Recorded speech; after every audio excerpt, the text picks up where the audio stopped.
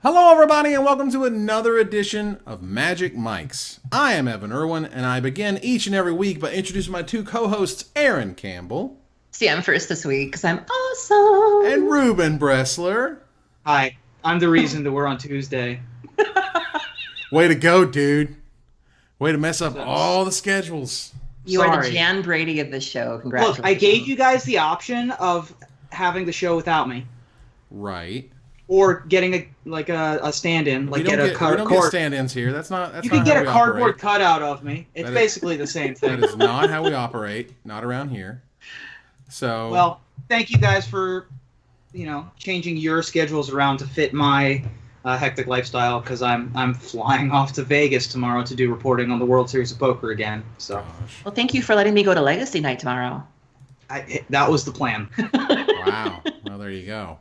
So we have a few people hanging out with us so far because we have a spoiler. We have an exclusive spoiler, an exclusive preview. Yeah, careful there, buddy. Excuse me. To get my nomenclature correct, we have a preview of the upcoming set, which is Eldritch Moon. The keyword or the three-letter keywords or key letters are EMN. And super confusing after EMA, by the way. Let's work on that.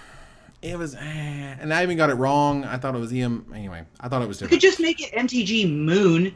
Moon, the moon. OON, have to be a I guess maybe for organization's sake they have to. All right, never mind. We're getting that sweet preview hype because this is the part where everybody who's watching is like, Evan, you got a spoiler, right? And I'm like, look, there was a previous Magic card called, I believe it was Tree of Redemption. Is that right? Mm-hmm. Tree of Redemption. Now, was the previous card. Tree of Redemption was a mythic from Innistrad. Now we're back in Innistrad, and Innistrad's gone cray cray. So there's already been lots of examples of old cards from Innistrad that have turned into different things or different cards or whatever. We'll talk about Delver here in a little bit. So Tree of Redemption has gone bad. Tree of Redemption, its original form, was a green and 3 generic mana 0/13. 13 toughness. It had Defender, and its ability was tap, exchange your life total with Tree of Redemption's toughness. So if you could pump up that card in any way, or, if you're just less than 13, you can just switch the toughness with Tree of Redemption. So it was a really cool effect. It was really unique. It was really interesting. It was helpful. It was helpful. It was neat. I thought it was a cool mythic. It was one of those cards that was kind of harmless. Yeah. Arguably right now it's a bulk mythic. You can get it for about $1.50 to $2. It's actually like $3 to $5 now. I bought it for my Omnath EDH deck. Really? There you go. Yeah. Well, there you go. So either way, a couple dollar card. Really neat, really cool. So Wizards decided to update that card. They decided to keep it mythic. In fact, they decided to keep it the same converted mana cost. Yes. They also kept it the same power and toughness, right? Mm-hmm. They seem to. And when instead of Redemption, you go to Perdition. Now, there's a movie, Road to Perdition. It was started Tom Hanks. Oh my God! It was based on a trade paperback, a graphic novel. We've had Perdition's Blade in Magic. Right. Perdition is basically... And Pernicious Deed. No, that's Pernicious. Pernicious. Pernicious let me means have that, Ruben. I'm just telling you how English works. Pernicious, for those etymologists out there, not entomologists, which is the study of bugs. Nice. For those etymologists out there, pernicious would be like kind of tricksy. Perdition is like eternal punishment. Right, a state of eternal punishment and damnation into which a sinful and unpenitent person passes after death. So yeah, it's bad. It's not great. It's not great. But Tree of Redemption was good. This is bad. Let's take a look, ladies and gentlemen, at what you've all been waiting for. You know what? This is the part of the program on the reality shows where they give it another 4 seconds. Foil the damn card. Tree of Perdition is a 1 black, 3 generic mana 0/13. It is a mythic rare from Eldritch Moon. It is a plant defender. It says tap : exchange target opponent's life total with Tree of Perdition's toughness. So instead of exchanging yours, you exchange theirs.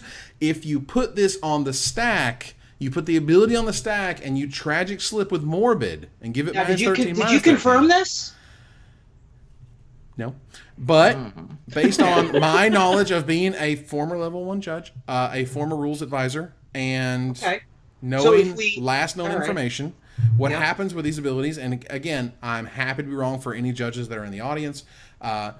What happens is the last known information is that its toughness was 0. When the ability resolves, then it resolves as 0, and you have killed your opponent. So this card is very, very powerful. On the artwork has this beautiful, has part of the Tree of Redemption, and it still has some of those pink flowers, but the rest of it is weird and rotted and, lattice everywhere, and there's literally hanging bodies from the tree branches. It's ridiculous. This is one of the more creepy callbacks. So it's like kind of upsetting. Yeah, it's pretty insane. Exchanging that type of resource is very rare, and this card in particular is very, very powerful because previously you didn't want your tree, if you wanted to take basically the life from the Tree of Redemption, you weren't necessarily wanting to do a lot with it. You want to block with it because then you wouldn't get as much life back. Whereas the Tree of Perdition, you absolutely are okay with them smashing into you and you blocking with the Tree of Perdition. Okay, it takes 5, tap, now you're at 8 life. Like that's or block Ulamog. You can take 10 from Ulamog and be like, okay, fine, you go to 3 and then burn your face off. Like exactly. So, and not to mention, it exchanges those things. So if your opponent is at like 20, all of a sudden Tree of Perdition becomes an 0-20. Like that's right. That's really interesting type stuff. So there's a lot going on here, guys. It's really cool. Thank you very much, Wizards of the Coast, for our exclusive preview. Thank you. So can I just also talk about the flavor text? Like, if you notice from Tree of Redemption makes mention to the fact that it mentions the souls of the hanged, but you don't actually see the hanged on the tree. The tree is beautiful. There's this theme of like moving on and absolving yourself of things. And then they call back even to the flavor text and show you like the souls of the hanged or even possible hanged people. Like, this card is just so win, and I have not been as excited about a card as of a spoiler as when you showed me this. Like, I was at work and you teased us just like you did now, and I was at the office and I went, shut up, and people around me were like, there's no one talking. Like, I'm so hype about this card, you have no idea. All right, so thanks to those who are in the audience. For Ruben, I'll give you a chance just a moment. Those who are in the audience from Twitch, I've basically destroyed all of my hopes and all of my dreams, and have quickly explained just a small amount, noting that first of your hopes and dreams. If the tree takes damage, it doesn't reduce its toughness. So okay. Yeah. Aww. If you tragic slip with it on the stack, it doesn't work because the exchange has to happen while the thing is in play. It can't happen afterwards. So all of my cool, interactions I just mentioned aren't quite as cool anymore.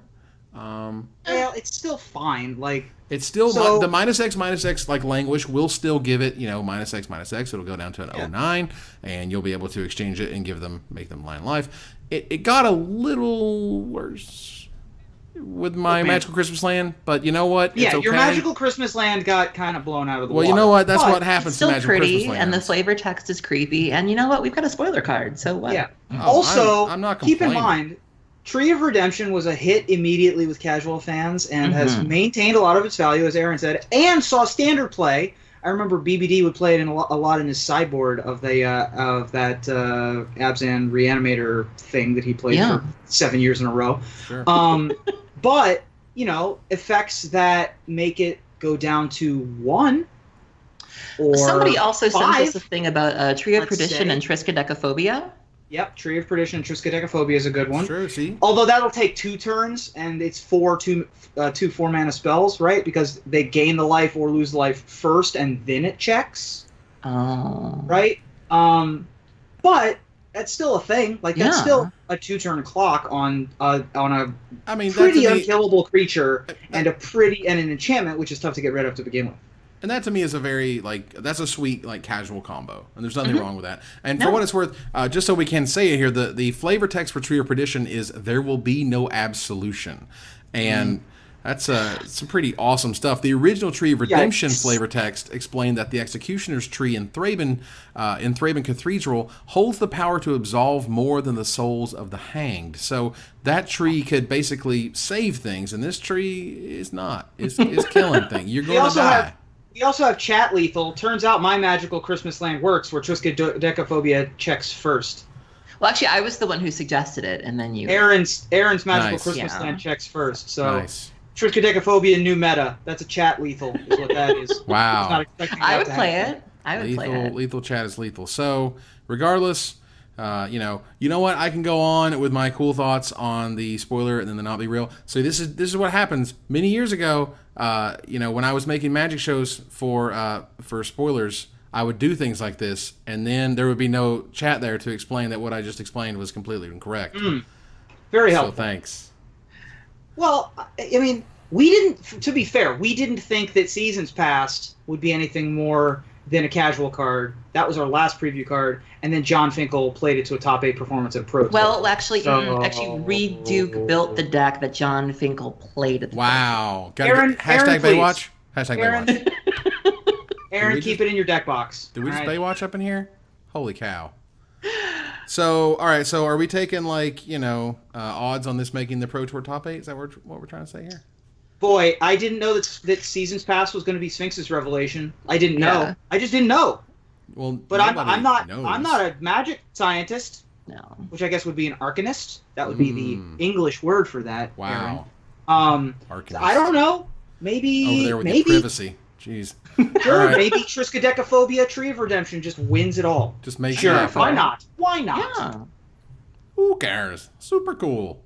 All right, so Tree of Perdition is great. Wizards, again, thanks a lot for the spoiler. It's cool. Again, a black and 3 generic mana, 013 Mythic Defender. You tap, exchange target opponent's life total with its I haven't gone to Mythic spoiler yet. I haven't gone to see if they're there, so you could give them the sweet kudos.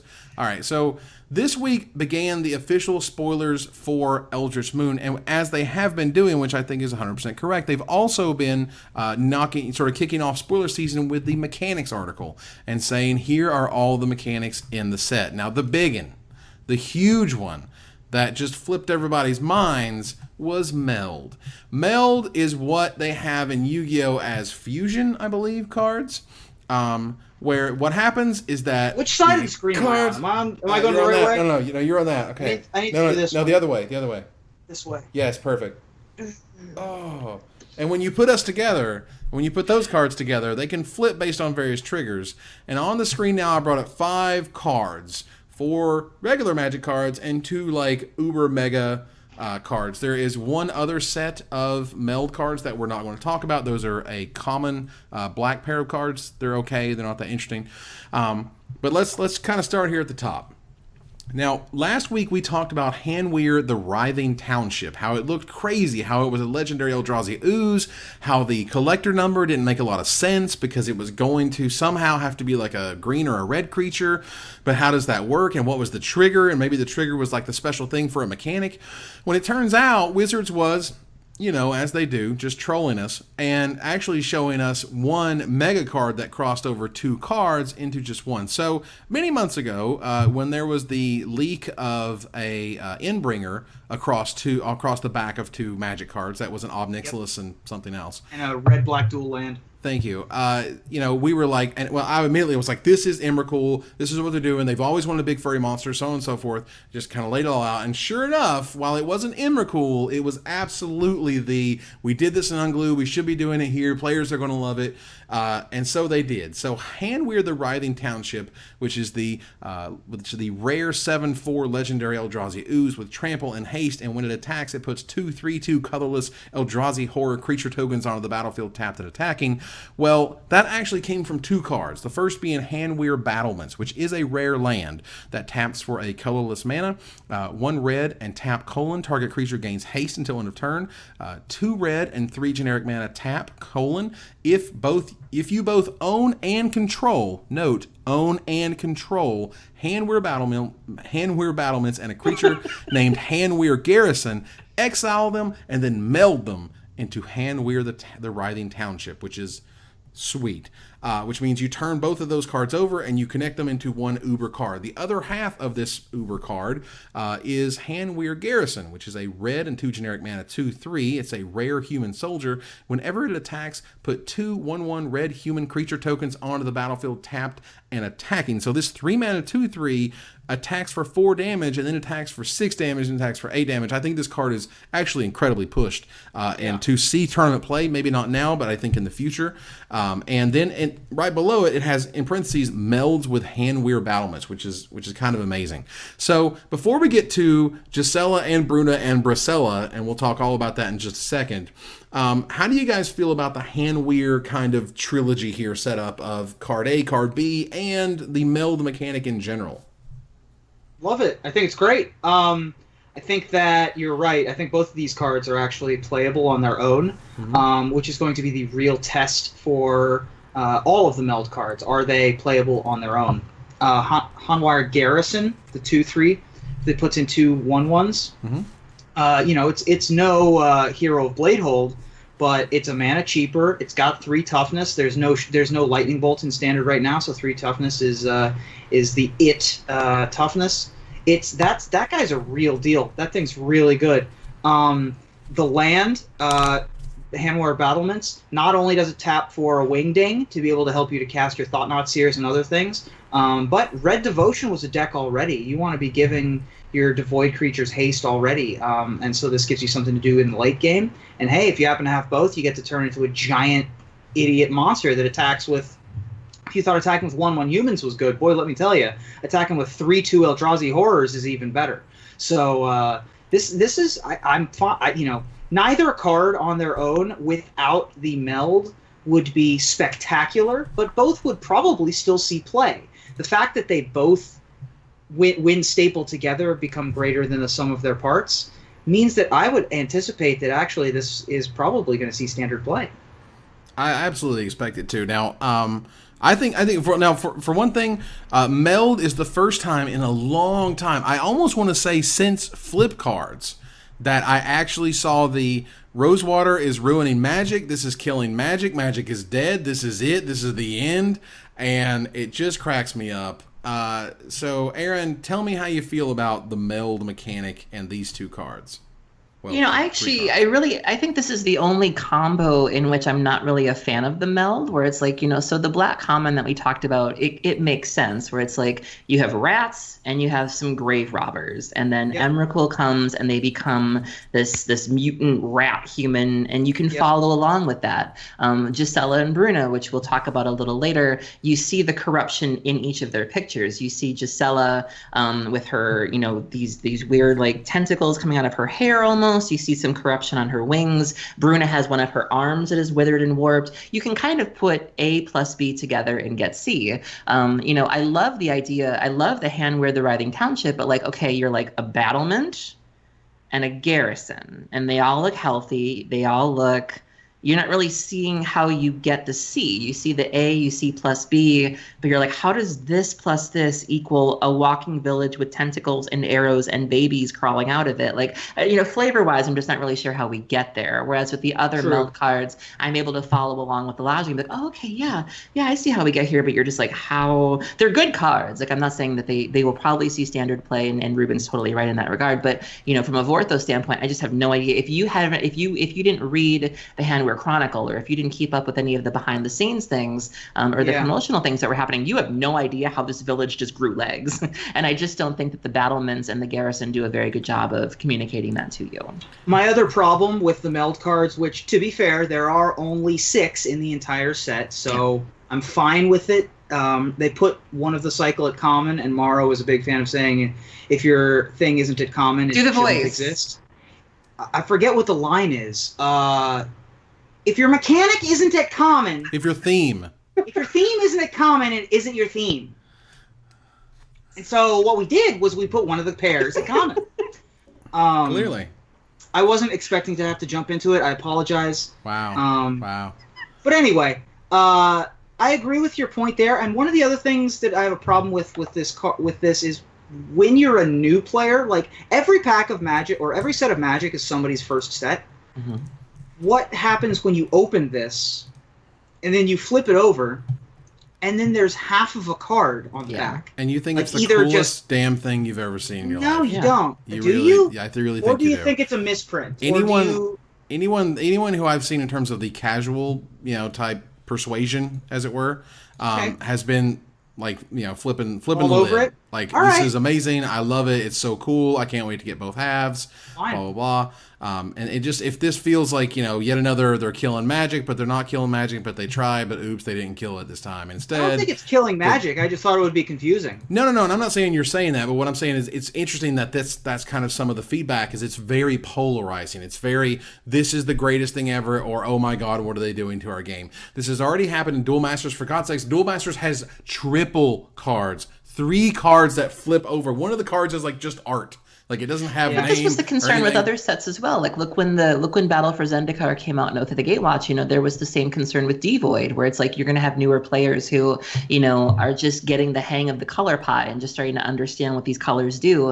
And then all of a sudden you're introducing them to a set where the color doesn't even matter anymore. There's a mana symbol on top, but technically it's a colorless card. And that concern has been brought up before. And I think ultimately it's a valid concern, but I don't think it's had as much of a negative impact as people have predicted it did. Like, ultimately people will shrug their shoulders and either play with it, and pre-releases are typically a place to learn what the mechanics do anyways. And so I think there's going to be some minor discomfort there, but I don't think it's going to be like my pre-release was ruined because I didn't know what devoid meant, or I didn't know what a clue token was. I think people will get over it. I mean, I would also note that I feel that the Hanweir cards are pushed for constructed. I also think that the angels are pushed for constructed, and I feel like the rats and the grave robbers or whatever are not. But let's talk about those. So Wizards did, I thought was a really interesting thing. They actually did the celebrity couple name. They did the Benifer, Yes, and the they took portmanteau. Yeah, and they took the A and they took the B's and and they made the C's. And so first of all, Portmanteau is a good one, by the way. That one bumps you up a few spaces in class. You'll get some bonus points on the next exam. Very nice. Sorry. Thanks. All right, so let's talk about these 2 angels. Now, first of all, one is mythic and one is rare. It is Gisela and it is Bruna, and they're both all jacked up. Gisela the Broken Blade is a 2 white, 2 generic mana, 4/3 flying first strike lifelink, also known as Mini Baneslayer. Yeah. And at the beginning of your end step, if you both own and control Gisela the Broken Blade and a creature named Bruna the Fading Light, exile them and then meld them into Brisela, Voice of Nightmares. Now, another interesting point here is that her flavor text says she now hears only Emrakul's murmurs. That'll be important in a minute. So, Bruna the Fading Light is a 2 white, 5 generic mana, 5/7 with flying and vigilance, and when you cast her, you may return target angel or human creature card from your graveyard to the battlefield, meaning Bruna can bring back Gisela. And at the bottom, of course, it says that it melds with Gisela the Broken Blade. Its flavor text being, she now sees only Emrakul's visions. So one hears, one sees, and when they turn over, when they meld, because they both exist at the beginning of your end step under play, under yourself, their power and their toughness are combined into a 9/10 Brisela, Voice of Nightmares. So one heard, one saw, this one speaks. So it is a 9/10 legendary mythic Eldrazi angel, which is 2 awesome words put together, by the way. Yeah. With flying, first strike, vigilance, and lifelink, and your opponents can't cast spells with converted mana cost of 3 or less. And I'll be honest, I think this is fantastic. The art was unbelievable. We already talked about it last week about how unbelievably creepy and crazy and awesome it was. You're taking Gisela, who I think is going to be, yet another metagame definer because, white needed good cards. You have Bruna, which I absolutely think is 100% playable. We'll actually see why she's a little bit more playable here in a little bit when we talk about a tutor for her type of card. But regardless, I think Gisela is 100% just making it. And the ability to go always watching into Gisela the Broken Blade is not quite broken, but it's a hell of a blade you got there that you're going to be slashing people with. I think both these creatures are very much pushed. Both these creatures are fitting into various sort of if not strategies, certainly sort of archetypes of saying if you have Gisela, you probably want Bruna at least 1 copy so that you can bring those cards back later. You want 4 Gisela and like maybe 1 or maybe 2 Bruna. I 100% expect to see this card on Pro Tour tables, on SCG Live. Like this card to me, both of these cards put together are too good. They were made and they were kind of, crafted, I feel, by development to see play. You want these awesome, incredibly powerful, sweet things happening on competitive tables. Like that is a sweet thing. So for those who may have questions about melded cards, for the fact that you're taking 2 cards, you're flipping them over, you're sticking them together, what happens when you bounce it? When you bounce it, both cards go to your hand or go to its controller's hand. If you exile it, it exiles both, and if they are to come back into play, then they'll come back into play as separate creatures. I think is that the only one? If it ever goes to the graveyard, both go to the graveyard. Certain effects still affect only the creature itself. Like you can still giant growth the creature. If you have a +1/+1 counter, it still goes on. Essentially both halves, quote unquote. And but if you momentary blank or if you long journey home, I think is the new card. That's correct. Then they come back into play separately. Right. And so those are important kind of distinctions. Essentially it's treated as one card until something kind of breaks it up. There are a few corner cases with things like phasing, but really, am I going to try to explain phasing rules right now? Not happening. Oh my god, Shimmer is still one of my favorite cards of all time. Yeah, so... All right, so... Go ahead. Gisela the Broken Blade, 4/3 for 4, flying first strike lifelink. End there. Playable. End there, playable. Also, it's a horror, so if you want to play it in a thing in the ice deck, you can. Bruna the Fading Light, 7 mana, 5/7, flying vigilance, and brings back an angel or a human upon casting. Casting is relevant. It's true. Which I like the shift to cast especially for big effects like that. Because the casual fan would much prefer, to get their effect even if their guy gets countered. Good. I thought you were going somewhere else with that. No, Bruna's good. I thought you were going to make a reanimation joke. Oh, no. You're safe for now. But I think that Bruna is much more likely to be bringing back Avacyn's, I would think, in Standard. The problem with all of the Meld cards in Standard right now is that every single deck has Reflector Mage in it, so it's just not gonna be a thing until that thing leaves. But yeah, these guys are great. Especially Gisela. I think that Gisela I would just put in a deck. Well, I mean, I think that's really easy. And again, I feel like Bruna is definitely pushed to the point where she will see some play because her effect is very strong, and it only really takes one of her to do that. And they gave you a tutor in the set again, which we'll talk about here in a little bit. But regardless, the fact that they basically made a new mini Baneslayer, like that 3 toughness is very specific because you have to be able to kill this thing, otherwise it's ridiculous. The other cool thing is that Ever After is a card which specifically brings back 2 creatures, and this pair triggers on the end step, so you just Ever After get them both back. I guess you could just Bruna to bring back Gisela and then get the same effect. So I guess you could bring back Sigarda also, who apparently is sad that her sisters have been duct taped together into a spaghetti monster in the flavor text of Brisela. Well, my expectation is that Gisela is bringing back Bruna and then together, or Bruna is bringing back Gisela or whatever. Yeah. So they can form the ridiculous, crazy, awesome thing. Yeah. Which, again, I think it's fantastic, and I think Wizards is a great thing. This is the part where I don't know how long we're going to have to wait for more Meld cards, but it's probably going to be like 5 years.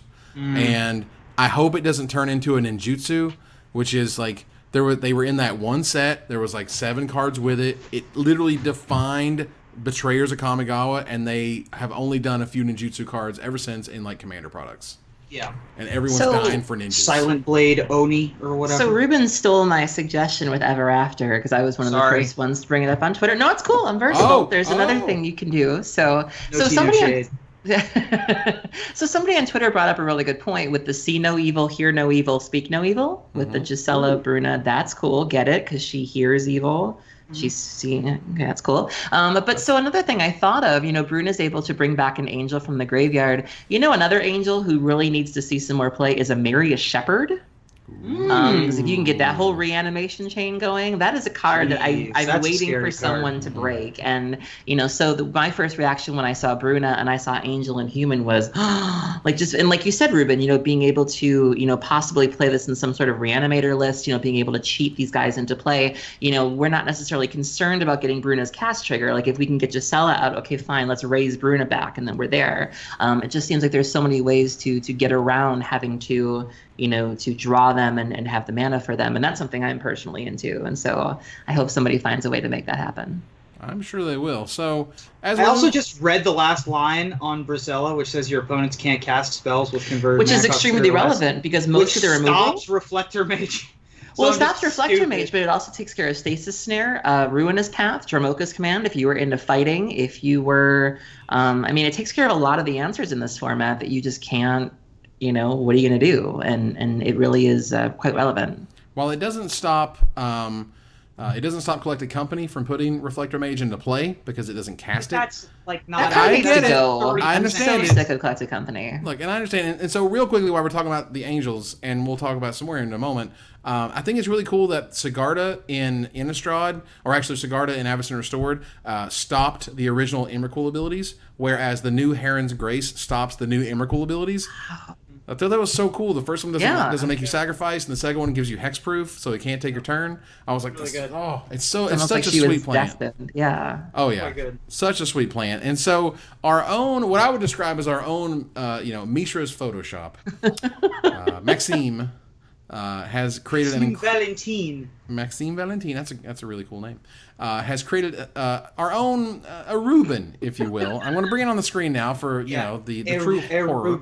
ERUBEN. It's a little disturbing. For those who are listening to the podcast, you have been spared because it is the Brisela crazy Eldrazi nastiness with Ruben on the left and Aaron on the right, and luckily I'm nowhere near this thing because and it's just like bloody tendril things across faces. Ruben's eyes are red. It's good old fashioned nightmare fuel. They just need to make an Evan cool. That's what needs to happen, and just have like this big pink head,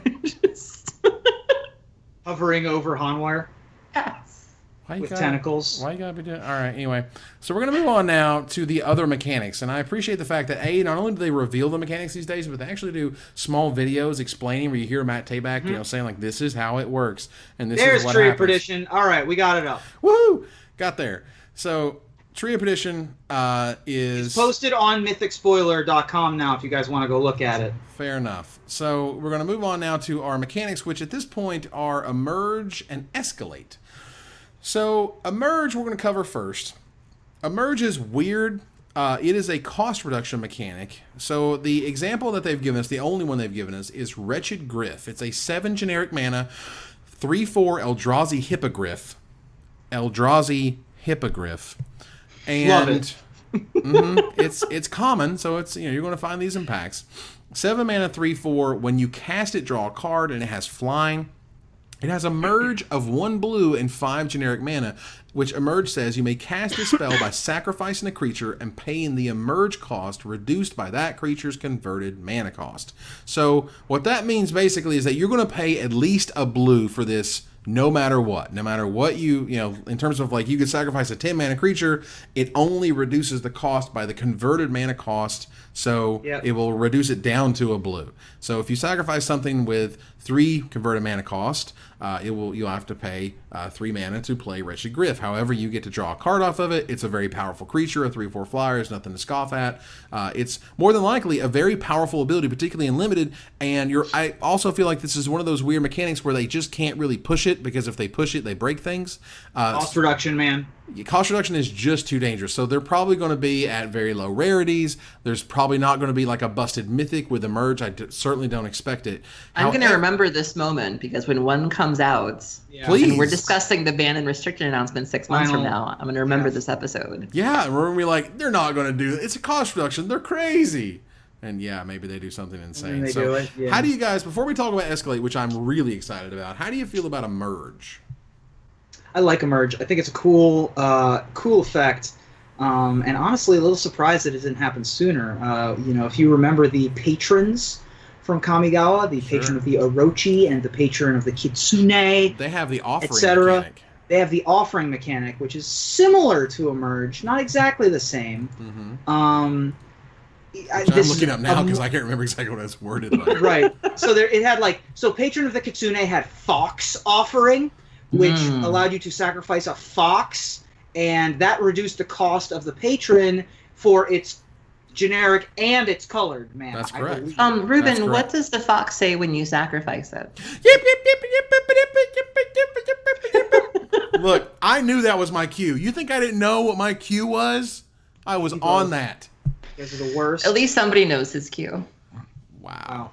Unbelievable. So Fox Offering on Patron of the Kitsune was a Betrayers of Kamigawa rare. Because no one remembers anything about Betrayers of Kamigawa except Jitte and ninjas. Right.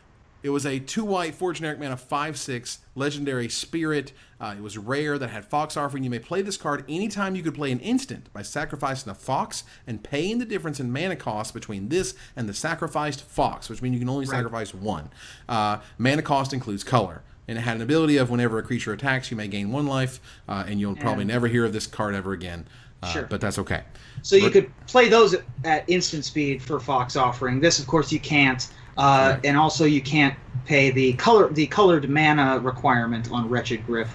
So while it's a colorless card, being an Eldrazi Hippogriff, it's theoretically a blue card. If this made its way into a common cube, it would be in your blue section. Well, right? It would be in your blue section, and as the chat is so wonderfully mentioning, Muldrifter with this is fantastic. Muldrifter, sacrificing Muldrifter to Wretched Gryff, paying a blue to get a 3/4 flyer that draws you a card. Both of these cards are legal in Pauper, which is awesome.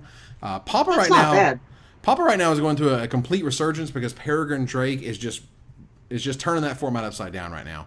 Yeah, I'm sure. And it's really warping around it. Well, it also got quite a bit of exposure when we played it on the Community Super League last week. True. Also that. Because card is busted. I also think that being a 7-cost creature could have relevance. Today Influence of Emrakul was spoiled, which is another. It's an uncommon for 2 colorless green. Every time you cast an Eldrazi creature spell with converted mana cost higher than or equal to 7, draw 2 cards. I imagine that, for example, Not of This World was a card that existed in the past. Sure. And that cost 7. So maybe there's like a magic number there. There could be a whole cycle of different colored, not different colored, but different cost requirement of all 5 colors that cost 7 that have different power and toughnesses and do different things when you play them. And Wretched Gryff might just be the first one we've seen. Sure. So I think that could be potentially a thing. But as a 3/4 flyer, that when you cast it, you draw a card that can have its cost reduced. I think that's great. I think that's very, very powerful. Really and if your opponent puts something like an arrest on your creature or a pacifism or whatever, the ability to sacrifice it for value is very important. So we're going to move on now to Escalate. So Escalate. I didn't get to say what I thought about Emerge. Oh, you go. You better go. You better talk about that cost reduction mechanic right now. So I was just, there were just a couple of corner cases that came to mind. You mentioned having a pacifism on your creature and wanting to just get rid of a creature that's not really doing anything. Mm-hmm. I thought of, anytime I think of sacrificing effects, I think of aristocrat type effects with like Zulaport Cutthroats, being able to sacrifice something and getting a little bit of damage out of it, a little bacon on your cheeseburger, if you will. Wow. Also, if you're playing Avacyn, being able to sacrifice something to pay for this, Avacyn flips, that's a really good deal as well. So there's a lot of uses for this card that I think that are not immediately obvious, but if you look around at what's seeing play in Standard, you can totally find something to do with Emerge. I mean, it's one of those things where when there's a cost reduction mechanic on something that is good and has upside, it's dangerous. Wizards is playing with fire every time. Even something that's innocuous as this guy, who's like really expensive, you have to pay the blue, like you still have to sack at least 5 in order to get it down to 1 mana. Isn't there also Relentless Dead? Isn't that the zombie that keeps coming back? Yes, there is. I mean, couldn't you essentially just keep, let's assume there's like a nice black creature, maybe you just keep sacking the zombie and just... I mean, you can. I mean, obviously, you can't sacrifice more than once, but you're going to reduce the cost. Reduce the cost. I'm all about it. There's a lot of potential here. But we have to go to Escalate, and Aaron, you'll get the first dibs on your opinions before Ruben on this one. Because the one mechanic I couldn't give a fig about. Oh, give me a break! This mechanic is sweet. Now look, as the joke I made on Twitter went, the small child asks, "Daddy, what's Escalate?" And I say, "Well, sweetie, when 2 mechanics like entwine and kicker love each other very, very much. They have a special hug, and this pops out of R&D. And So R&D has created Escalate. These are modal spells. That means spells that do different things. However, Escalate gives a cost, and then next to it says, pay this cost for each mode chosen beyond the first. So for example, we have 2 cards here. The first is Borrowed Malevolence. That's a 1 black instant common. Escalate of 2 generic mana. Choose one or both. Target creature gets +1/+1 until end of turn, and target creature gets -1/-1 until end of turn. Just a good old-fashioned, interesting combat trick.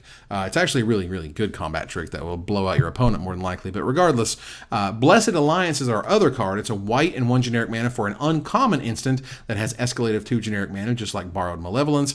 It says choose one or more. Target player gains 4 life. Untap up to 2 target creatures, or target opponent sacrifices an attacking creature. So clearly that third one is kind of better than the other modes. However, the ability to have this be awesome in the late game, to sink mana into, to be able to have all the different modes to give you all the different choices, and choices are where Magic really shines.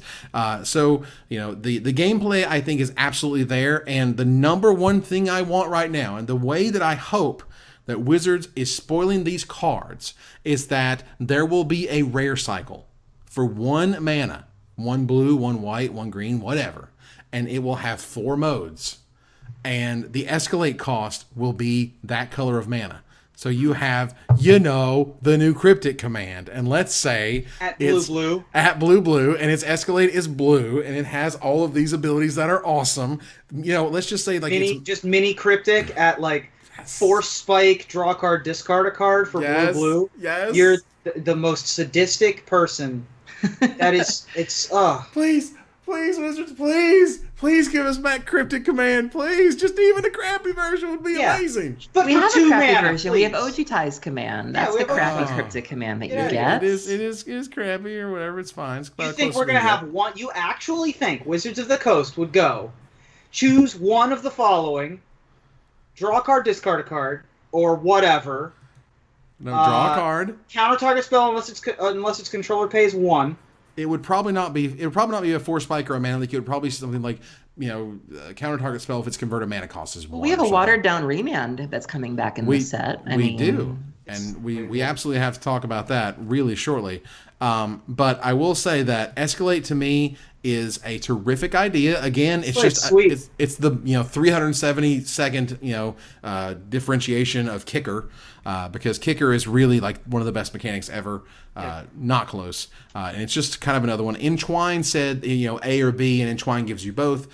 Someone actually dug up a blog post from Marrow from 2012 where he was like, do basically Escalate the mechanic isn't as sexy as Entwine, and isn't as splashy or something. Wow. And I was like, it's kind of hilarious to look back. But regardless, I think that the fact that a common has 2 modes, the uncommon has 3 modes, and the rare or the mythic could have 4. It gets me all tangled. It makes a little pee come out. There's a couple of rules interactions here that they had mentioned on the post introducing this. So they said that if you choose multiple modes, the effects happen in the order printed on the card. Right. I guess that might be relevant. And then also you choose to target for each mode separately. Yep. And so if Borrowed Malevolence's 2 modes could target the same creature, that it just targets them. But that's a neat little thing to think about. But you bring up a really good point about being a good mana sink. It's good for that too. Other than that, I really not. It's like 4 different spells printed on 1 card. I think it's really good. It's not, like you said, it's not sexy, but it'll do the trick. I think that 4 mana, target opponent sacrifices an attacking creature, gain 4 life is a huge deal.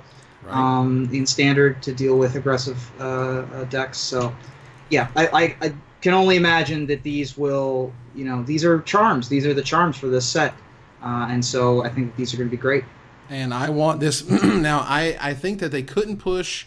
They could not push Emerge because that's too dangerous. But I think they could push Escalate because it does require more mana in order to do things. Giving more options is very powerful. I can definitely, I feel like even if it didn't see print, I feel like they probably went there in development and saw if it could work. And maybe it's just just cracked in half, and we're just never going to get it. Right. But regardless, let's go to a different kind of twist on a well-known card that you mentioned earlier in terms of Remand, Unsubstantiate. It's not Remand. Stop saying it. It's kind of, let's see, what did Neil Talbot call it? Demand? It's Unsubstantiate is a blue and a generic mana uncommon instant that says return target spell or creature to its owner's hand. And so Remand would return target spell to its owner's hand and draw you a card. This is clearly different. This is unsummon versus, more or less the first half of Remand. I think a lot of people are saying Remand because it's what they, it's what they have in mind. What they remember, yeah. For a blue and a generic mana to return a spell to people's hand. Venser that isn't on a 2/2. Sure, and Venser was amazing. Venser saw plenty Venser was great. I'm not saying this card isn't great, but Remand is totally unreasonable. Remand is one of those cards that they didn't really know what they were making when they made it. Remand is way better than problematic as hell. Right, they figured that out. And Liliana Vess also has some really fantastic flavor text for this card, where she says, "Nicely done, Jace. You always were good at disappearing acts." So it's a little snap, little tea, a little shade. That will teach him to hit it and quit it. That's what will happen. Oh. Hit it. So regardless, I think this card is 100% fantastic and limited. Its constructed capability, I think, is definitely there because of its versatility. The ability to draw this in the late game and save yourself from a creature and or return something that they put all their mana into. This card is good early, good late, and that to me is a tournament-worthy card. Yeah. It reminds me of Azorius Charm a little bit. Yeah. You could do that too. This is, this card's fine. I think the move towards cast triggers is going to hurt unsubstantiate a little bit. Mm-hmm. Certainly this is a powerful effect. I think it's a lot closer to Unsummon than it is to Venser or Remand, which Unsummon has seen play in Standard in the past in the forms of things like Vapor Snag and Harbinger of the Tides and things like that. So it's not unreasonable to expect this thing to see play, but I think that this is gonna see play in very specific decks. I think it's going to see a lot of play. There's a fantastic interaction. Again, thank you very much from the chat, from Filthy Casual Crowley, who dropped the. Imagine this, okay? I unsubstantiate your creature. I bounce it back to your hand. You tap mana, play it again. I say, okay, Snapcaster, unsubstantiate your creature. Yeah, that's just unsummon though. But it's just fine. Can I just be excited the versility of it? Can I just be excited about that everything for 5 seconds? Tonight. Look, I'm not saying it's bad. I'm just trying to keep you from, getting too sick from eating all of the pie at your magical Christmas. It's like going out to the bar and your friend has their beer goggles on or their lonely goggles on. We're just trying to talk you out of your hate. Tone you down, buddy. Yeah. All I want out of my life is ancestral knowledge or accumulated knowledge back in Standard. That's all I want. Even at sorcery speed. Oh, we have that? Oh, that's good.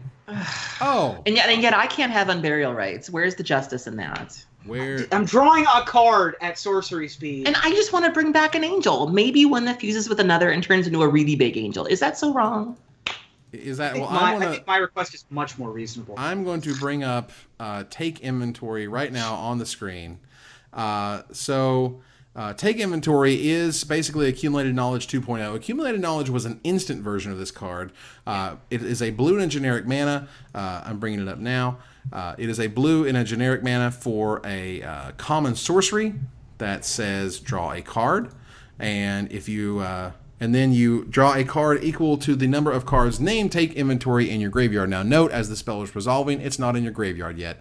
The last thing that spells do is go to the graveyard. So if there are any self-milling cards that are very good or very playable in this set, I don't think there's any really right now from Shadows over Innistrad or even from Magic Origins and whatnot. But regardless, if there is some way to get more Take Inventories into the graveyard, the first one's obviously bad, but the second one's obviously fantastic, and the third one is you feel like you're cheating. It's kind of ridiculous. So they had to slow it down a little bit, I think, for good reason, but it's still a very powerful card. Ruben? Yeah, I already said I love this card. When I first started playing Magic, Accumulated Knowledge was a big deal. And to be fair, Accumulated Knowledge saw play in Vintage for a while. Woo. That's a powerful effect. Now this is a sorcery, and we've come a long way, baby, since then. Card draw has gotten different. Creatures have gotten more powerful. Pure card draw isn't as insane as it used to be. Just turning this into a sorcery is perfectly I'm happy with it. They also did something similar with Kindle, which was a card in Tempest. But it will only hit creatures now? It won't hit creatures or players? It'll only hit creatures now, and it's one red mana instead of a colorless and a red. Right. That one is a way bigger significant downgrade because you can't finish people off with your third Kindle now. Right.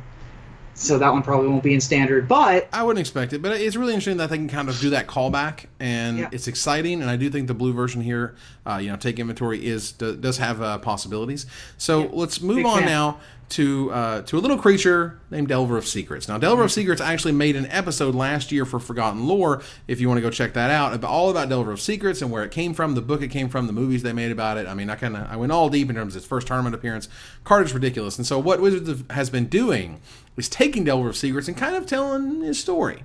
What we saw in Shadows over Innistrad, I felt was like the end of it, right? Because you had Delver of Secrets, which turned into Insectile Aberration in Innistrad. Then suddenly you had Aberrant Researcher, which was, the 3/2 from Innistrad. Now as an uncommon flying insect at the beginning of your upkeep, you put the top card of your library into your graveyard. If it's an instant or sorcery, you transform it into perfected form. I mean, what's beyond perfected form, right? Well, turns out, from the 5/4 flying stats, you now have Docent of Perfection, a 2 blue, 3 generic mana 5/4 flyer. Whenever you cast an instant or sorcery spell, you put a 1/1 blue human wizard creature token onto the battlefield.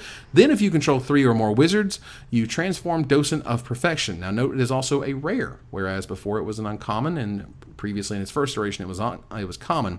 So final iteration is what it flips into, the ends of the ends, with the little Emrakul in the top left, little Emrakul symbol. It is a rare 6/5 flying Eldrazi insect. Wizards you control get +2/+1 and have flying. So he basically just turned all of your little human wizards into insectile aberrations, which is amazing. And whenever you cast an instant or sorcerer spell, you put a 1/1 blue human wizard creature token onto the battlefield. So you're making more insectile aberrations. You turned your human wizards that you made to flip them into insectile aberrations. You were creating an army of delvers, and it's kind of beautiful, and I kind of love it. And, it's gorgeous. There's so much about it. It almost feels... I don't want to say poetry because it's kind of generic and corny, but I will say it does have a very kind of poetic way of saying there's X to Y, there's A to B, there's C to D. There's a really great transgression, or progression rather. There's a great progression of how essentially this creature has done more and more over the years, and I think it's just really almost just satisfying to see what happened to Delver when it began, what they did with it when they updated it, and what they did with it when they kind of finally finished with it. And it's really cool to have that kind of bookend of A to Z right here for Delver. Hey man, you're supposed to dress for the job that you want, not for the job that you have. Right. This guy followed his dreams. Good on you, little entomologist. Good on you. Good. For following your dream. I know this is supposed to be a tragic story, but this looks like a small business success to me. Wow. Is what this is all I can think about for this. So he's like the little insect that could? Yeah, man. What this is? The flavor's great. I love that the art for the front side of Docent of Perfection is just a flipped version of Delver of Secrets. It's really funny. Way back when I did a podcast called In Contention, we had tokens made, and my token was Brisela of Secrets, and this guy makes 1/1 blue human wizard tokens. So I'm probably going to have to try to play this in Standard just so that I can play versions of myself as the tokens, because that's hilarious. That's almost as bad as wearing a t-shirt with your face on it. Almost. Not quite as bad. Is it? Not quite as bad. Yeah. Who would do that, right? Who would put the bacon on that cheeseburger? Yeah. Is your shirt cut off, by the way? Can they get this joke? Oh no, they see it. It's right there. here. It's in the frame. Anyway, the point is that this story is great. I'm very happy that they've sort of done this. My problem is that they've called it Final Iteration, which means that if we ever go back to Innistrad block, we'll never see this character again. I was expecting to see a third one the next time we went back to Innistrad. Well, we could have a mythic rare version, right? Also, there's a mythic. But naming it Final Iteration, that's kind of final, right? Yeah, Well, I mean, that could be the final iteration of that species or that line. Like, who's to say that there couldn't be a descendant or there couldn't be some sort of splintering off of that? I wouldn't rule it out just because. In any case, 10 out of 10. Well done, Wizards. I'm just going to go ahead and call it that the mythic rare of this is going to be some sort of enchantment or artifact that creates 3/2 flying insectile aberration tokens. Okay. That's all I'm saying. Anyway, so we're going to move it really quickly. Our last bit of spoilers for this week are 3 cards I wanted to touch on. First, THALIA Heretic Cathar is a white and 2 generic mana 3/2 rare legendary human soldier with first strike that says creatures and non-basic lands your opponents control enter the battlefield tap. Because you know what? Collected Company needed to be better. Sure. Yep. That too. That card is ridiculous. And I want to pair it up real quickly with Thalia's Lancers, which is a 2 white, 3 generic mana, 4/4 rare human knight with first strike. And when it enters the battlefield, you may search your library for a legendary card, reveal it, and put it into your hand, then shuffle your library. First of all, it searches for a legendary card, not a legendary creature, which means you can get a legendary artifact if you want, which I think is interesting. But mostly it goes and searches out the Bruna or Gisela pair that you're looking for that we talked about earlier. The ability to go find those creatures, essentially just by playing a value creature. We live in a world where creatures are so unbelievably powerful. This card would literally be unprintable 10 years ago, 12 years ago. 4/4 first strike for 5 would have just been already great. Yeah, would have already been enough, I guess, as it were. But the ability to say, you put a tutor on it is significant. Thalia, you heard my esteemed co-host sigh audibly and angrily there. That means this card's good against Dredge. Also, this card is good on the play in the Collected Company Mirror, which is kind of awkward. It's going to make the dice roll more important, which is not something I really enjoy. But this card's great. Probably we'll see play in Legacy sideboards. I wouldn't say main deck. It's just like a blank against too many things. But it's like a fixed Blood Moon, which I kind of like. It hoses. It doesn't hose completely non-basic lands. It makes them worse. And so I really like this card. I think it's weird that or I think it's just kind of inevitable that Collected Company is just going to end up being too good. They continue to push creatures, what creatures can do, the mana costs of them, the effects of them, and at some point, it's just too much. It's just like Birthing Pod. You get to such a toolbox. It was ludicrous to me that it came out. The Collected Company literally came out, I think, the same month as the Birthing Pod ban. Somebody can correct me on that, but it wasn't very long after. And when I saw that card be spoiled, or when I saw that card be previewed, I was like, your logic is going to be the same. We're going to be back here in a year or two because, again, you're pushing creatures and all of the reasons that you said Birthing Pod couldn't see play, this card can't see play either. What are you doing? And to me, you mentioned Jace Vryn's Prodigy kind of being R&D's mistake if they didn't realize how powerful it was. I'm inclined to think the Collected Company was sort of a mistake because it's just ludicrous, and I can't believe that we're here. And I don't think I've ever played a deck that's happy to see Thalia. I played Living End, and we never wanted to see her. I play even Ad Nauseam doesn't want to see this card. For you to get in the way of my non-basic lands, that really slows my plan down. And you can't Dark Blast her. That was the one nice thing about Guardian of Thraben. You could just throw a Dark Blast at her. I had to actually waste a Conflagrate on this one, which I'm not happy about. And if I'm playing Legacy and I try to Icarid, well, that can't happen because they're going to come in to play tapped, and it's just why are you like good against Dredge? Well, good against Sneak and Show. It's very good against Sneak and Show, which I think is fantastic. I do think at this point, when I first saw it, I was like, nope, not going to happen in Legacy. But I think that ability is very powerful. They certainly pushed all the stats on it, and it's who asked for this? Who said that this needed to be a thing? It's same thing with Vedalken Shackles. Vedalken Shackles is one of those cards where nobody asked for this. Blue was not having a hard time dealing with big creatures, and I actually asked Aaron Forsyth. I was like, "Why did you do this?" And he was like, because it was fun. And I was just like, there are just cards that there's no need for. Why are you like this?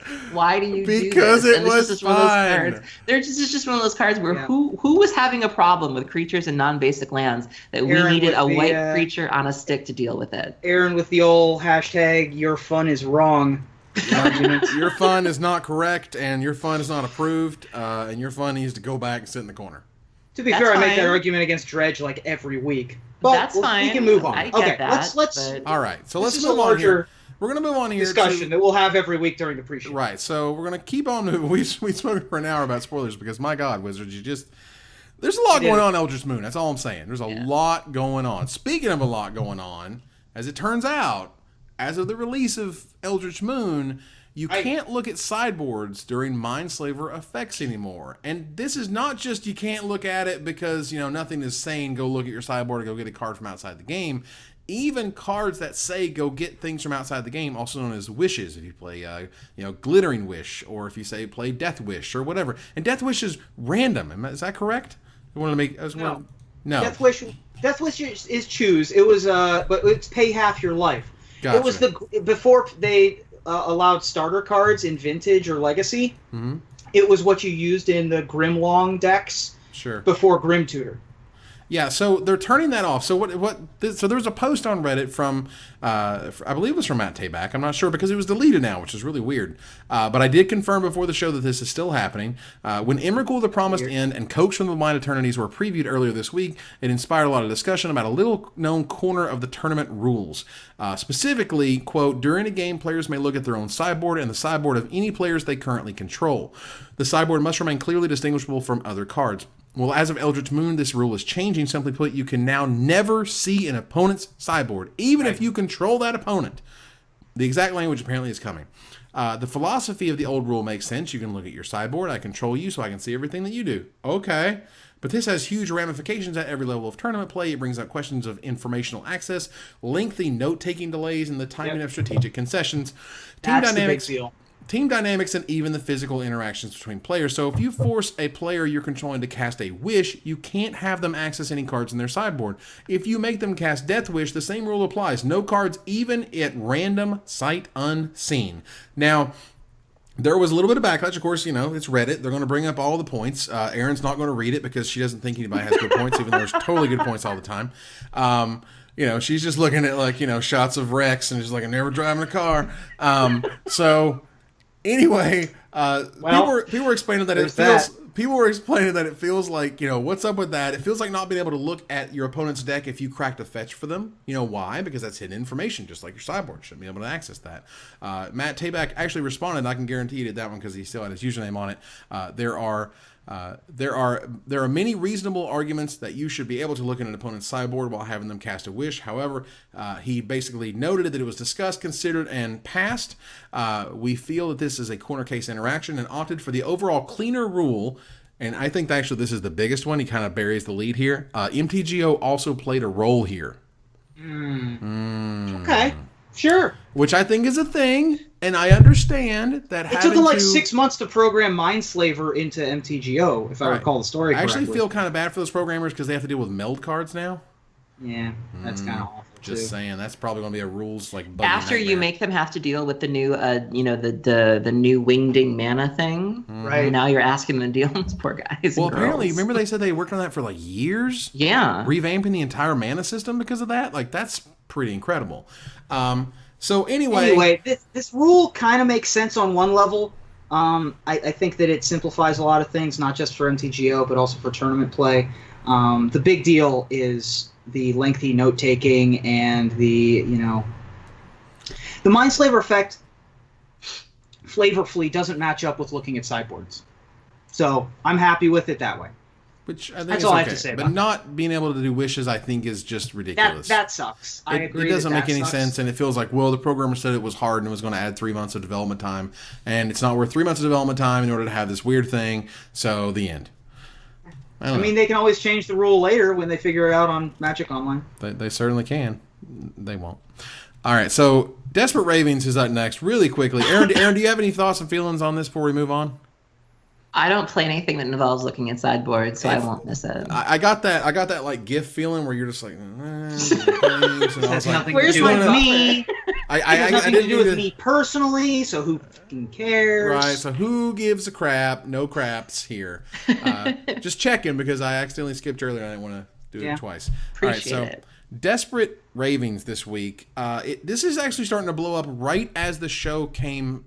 Still going on. Oliver too just tweeted something and said, "Is it too late to change the location of the Pro Tour to anywhere else?" Well, here seems to be the issue. Now, of course, it's only affecting about like 500 Magic players anyway on the planet, but it's still interesting. So did pay the pros. It's true. So apparently, Wizards just sent out an email today. I'm guessing, based on what I'm reading, that said, "Hey, Magic players, you need to get a visa in order to get into Australia." And it's not like it's like $20-$30 or whatever. You pay a fee to do a thing to say you're going to the country. Okay, high five. No. This thing apparently costs like $175. Takes weeks to get.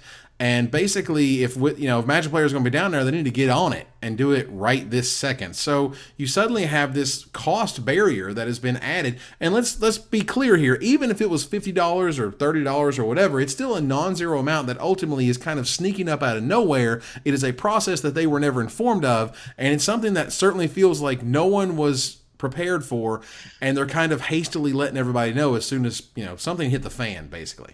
Well, you also have a group of people that, with no offense, are not exactly known for being punctual. It's like how many times, look at the GP side events. They have to close them 10 minutes before, and someone always walks up to the table and is like, I'm here to sign up for this art event, or even at your local game store. I love our community dearly, but we're not necessarily the most punctual people. BBD had a story with one of his pro tours. He was like, I just kind of showed up to the passport place, and I was almost in pro tour. And I love these guys dearly, but they're not necessarily known for their organizational skills. And so, asking them to really have to plan this thing out is just a recipe for disaster. It's going to be interesting. I mean, it's the same guys who didn't pre-reg for the GP on the plane. Oh yep. God, what do you mean filling they're out the slots? deck list during the player meeting? Right. Now, hold on. Let's not blame the victims here. Oh, nice. This is a problem that WotC should have seen coming. I understand that we're a lackadaisical bunch. And by we, I mean I'm including myself in this for no reason, because I'm not a professional Magic the Gathering player or anywhere near. But Magic players in general, we do tend to show up fashionably late. I agree with you there. Sure. But this is not the players' fault. I'm not saying it's their fault. No, I'm saying their behavior is.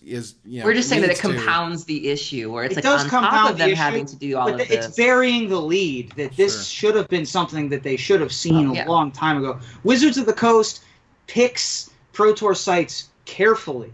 They made a big to-do about how much they spend on airfare, for example, recently in a letter to the community. That they spend more on airfare than they do on prizes for any given Pro Tour.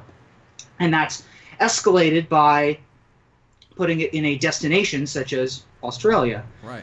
They should have seen this coming. This is a pretty big misstep, I feel. Somebody dropped the ball, I feel, in a major way.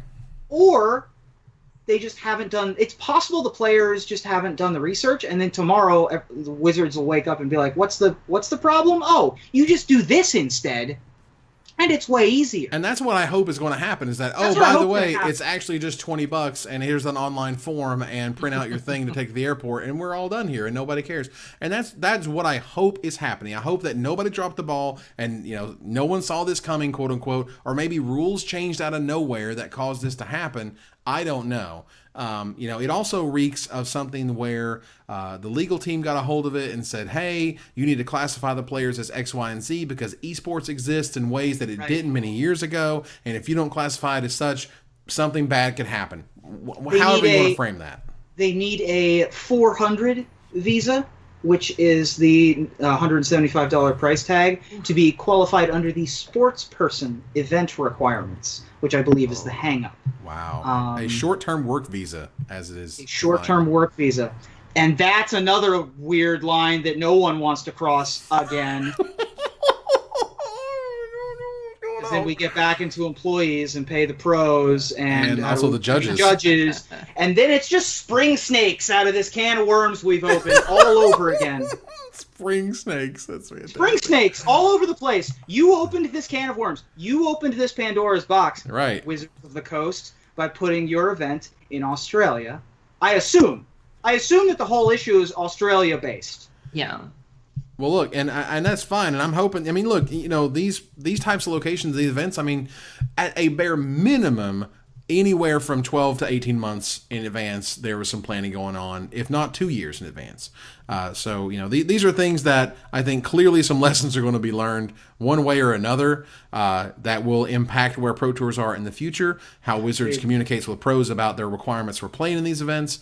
And I hope that's what happens moving forward. Well, Ruben, you mentioned, kind of not blaming the victims. I would hate for this to negatively affect Australia as well, because it's my understanding that they don't get very many events to begin with. And, you're absolutely right. Having a flagship event like this in your backyard does a lot to bring attention to your scene, to your community, and assuming that the event goes well, maybe that might lead to them getting more events. And, I certainly feel for the pros, and I don't think it's their fault at all. And I agree with Evan, but at the same time, I would hate to see, Australia get slandered through this, or for them to be adversely affected when they're already having a difficult time getting product and getting events as well.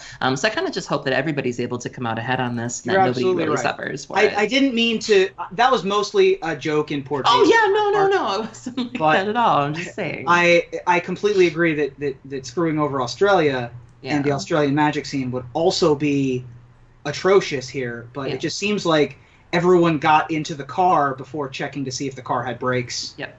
Well, yeah, I mean, this definitely feels like a mistake. And obviously, we never want Magic to suffer. We want Magic to do well. I certainly don't want Australian Magic to do poorly.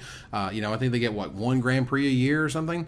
At best. Between them and New Zealand. And it's been so long since, Australia has had a Pro Tour anyway. Maybe it's just, due to the amount of time. It's, again, esports between now and, the last time there was a Pro Tour in Australia, things have changed. And I think you've seen it really clearly here. Ultimately, I feel bad for the pros. This is kind of like the pros suffering for doing what they love. We've already spoken about how it's that much tougher to make a living off of being a pro Magic player, quote unquote, when all these other games are paying salaries and having ridiculous payouts. And, these poor guys are having to pay another $1.75 just to make it to the event. Right. It's not Wizards' fault for forcing the players to go through the paperwork process. Obviously, you have to do that for every time you leave the country. That's just being an adult. Sure. So if they couldn't get their visas because of the month-long wait, that's one thing. But the fee is quite another. Yeah. Professional Magic players aren't professional Magic players. They write, they have sponsorship deals, they do other things, they stream. Right. I would guess that there are not many people who only play Magic for their job. $200 is a lot of dollars. Mm-hmm. Well, to those type of people, absolutely. They a lot of them kind of scrape by, or they're doing super well. I mean, how it is in Magic. Sometimes you're running hot, sometimes you're running cold, and if you're running super cold, that $1.75 can hurt really bad. There's probably maybe a handful, maybe 8 to 10, maybe people. I'd say half the platinums. On this earth who can just play Magic for a living, just write about it, stream about it, talk about it, videos about it, whatever. Plus all the other stuff, there's a lot more, but only playing, right? Less than 10. Oh, only playing for sure. So either way, I hope that's get resolved soon. We have run out of time for our Going Infinite, which would be, should Pauper be a GP format? The short answer is no, and the long answer is no. No. Magic doesn't make enough money from it. Well, none of the vendors would make enough money from it. It would be a warped format because I don't think it would take long to figure out what the most broken combo is in that format. There's no mass removal. The control decks are weird because they don't have a lot of removal options. I mean, Pauper's great, but it doesn't translate well to a 1,000-person tournament at one location. It doesn't translate to a world where a secondary market has to exist and thrive. Which I think is the biggest. I mean, and again, it's one of those things where Wizards never acknowledges the secondary market, but they totally kind of acknowledge the secondary market by the things that they do and the products that they create and so on and so forth. And even this would be a factor in that type of event. So what we do here is we round the corner to the finisher. And this week, Mark Rosewater got his Twitter account hacked by a porn spam bot. Sure did. That was real. #transmafia. Yeah. Please Luckily, tell me, hold on, you weren't part of that, were you? I can neither confirm nor deny that me and my constituents were. I get you have to be. You got to do the initiation. You got to be one of the cool kids. You got to hack Marrow's account. It's right there on the board. I get it. It's fine. Luckily, it was a pretty tame one. Happily for the Magic community. Yeah. But it does make me wonder, what would you expect to be tweeted from the real-life Robo Rosewater spam bot? Aaron? Well, the best way to spot a Twitter spam bot is to look for tweets that make no sense, have no context, and have multiple misspellings in every tweet, which is why I blocked MTG headquarters years ago. Wow. Wow. There's tea and shade on your way out, ladies and gentlemen. There's cookies on the other side, but there is tea and shade over there. You can enjoy that. It's okay. I can't wait until Aaron turns heel on this podcast and just comes after all of us, and then like Mike drops out the door. Anyway. Yeah. Anyway. I will say another foolproof way to spot a spam bot is the old male name, female avatar trick, right? So I'd have definitely been on the lookout for the pinup calendar push-up bra Mark Rosewater. That had shown up as the new profile picture. That would have been an easy one to spot. That would have been a good one. All I can say is thank God Mero got control of his account back quickly, because Lord knows those weren't the kind of polls we were expecting to be taking from his Twitter account. You know what I'm saying? Wow. Yeah. Yeah. Not the right polls. Not the ones. Yeah. We're adults. Which format do you like better? Just remember, we're grown people. We are. Is this your first time playing this format? Vote and drink and do all the things that adults do. All right, Before we go any further, here we go. Is your deck double sleeved? Are you protected? Right. You got. Yeah, I try not to. It fits in the box better when you do. Just. Oh Jesus! We're gonna go. That's what they all say, though. Wow. It's quality. It's real quality. All right, ladies and gentlemen. So that ends another episode of Magic Mics. Thank you guys for joining us here to discuss all things Magic. I would like to thank my co-hosts, Ruben Bressler. Well, thank you. And Aaron Campbell. Thank you for having me. You saw how I flipped that up, didn't you? I saw. Yeah. You noticed that. It's only because Ruben needs it. You know how he gets. Ruben, Yeah, I have a fragile ego. We sometimes, yeah. But that's not the type of stroking that we're... All right, we're going to move on. Yeah. So you guys are great. What I'm going to Type do... of polls we're used to taking on Morrow's Twitter account. Wow. So what I'm currently doing is, every once in a while, what happens is I forget that I ran out of scenes.